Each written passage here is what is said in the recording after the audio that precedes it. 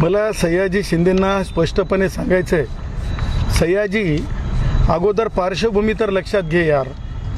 तुला हे माहीत असलं पाहिजे सयाजी की वृक्ष तोड होत नाही आहे. वृक्षाचं जे आहे रिप्लांटेशन होत आहे, त्यासोबत अधिकचे वृक्ष लावले जातील. आणि मग वृक्ष तोड का म्हणत आहे सयाजी? सयाजी दिसतंय तसंच असतंय, दिसतंय तसं नसतंय. हा कायदा नाही आहे. दिसतंय तसंच असतंय, हा कायदा आहे. आणि त्याच्यामुळे खोटं पॉलिटिकली ते पिठलं घाटल्यासारखं हे सयाजीनं घाटणं बंद करावं. सयाजी शिंदे ह्याच्यामुळे स्क्रीन चालत नसतात. तुमच्या कलाकृतीतून, तुमच्यातल्या कंटेंटमधून स्क्रीन चालत असतात, हे लक्षात ठेवलं पाहिजे. मला सयाजी शिंदेंना वॉर्निंग द्यायची आहे. तुम्ही कुंभ झाला काय किंवा साधू आले काय नाही आले काय हे तुम्ही बोलू शकत नाहीत. साधू संतांचा अपमान आम्ही सहन करणार नाही.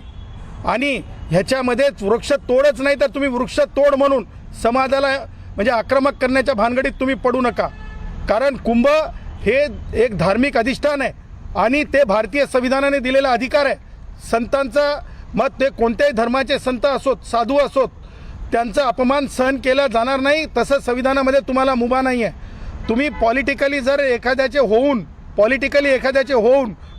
एखाद्याचे होऊन सयाजी जर हे बोलत असतील तर मला असं वाटतंय सयाजीच्या आयुष्यामध्ये म्हणजे कलाकार म्हणून काही शिल्लक राहिला नाही का, असा माझा प्रश्न आहे सयाजीला. मुझे ऐसा लगता है की ते काय पाणी कम चाय आहे ते सयाजी शिंदेचं बोलणं पाणी कम चाय आहे.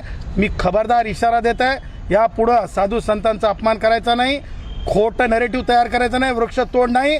आणि मान्य गिरीश महाजन साहेबांच्या बाबतीमध्ये, कारण सयाजी आपलं काय कर्तृत्व आहे मला माहीत नाही, माणसाच्या विरुद्ध ऐकून घेतलं जाणार नाही. जशास तसं उत्तर दिलं जाईल.